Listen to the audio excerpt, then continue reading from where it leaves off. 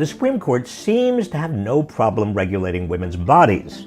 But when it comes to regulating big business, they may be ready to end 40 years of established law. Let me explain. The court is hearing a pair of cases that could upend federal regulations designed to protect us. At risk is the Biden administration's entire climate agenda, the power of the government to approve and regulate drugs, and even the safety and quality of the food we eat, the water we drink, and the air we breathe.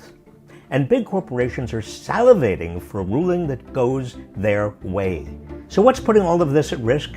It's a challenge to something known as the Chevron doctrine, a legal precedent established by the Supreme Court's ruling in the 1984 case, Chevron versus Natural Resources Defense Council.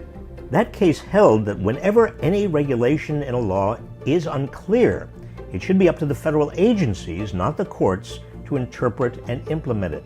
This makes sense because unlike courts, federal agencies are staffed with scientists, researchers, and engineers, actual experts in the fields they are regulating.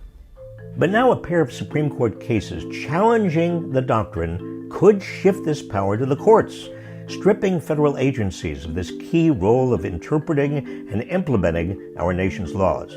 If non-expert courts become the sole interpreters of the nation's laws, a single activist judge, carefully selected by plaintiffs, could invalidate all the regulations of a federal agency charged with protecting the public.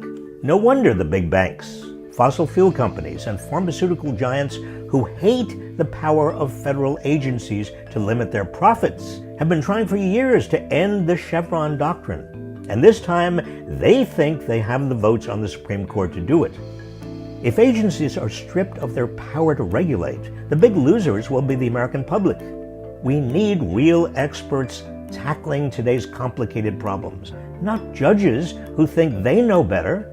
We need to see this for what it is, a power grab by corporate interests, allowing them to shop for judges who will strip federal agencies of their power to protect the public.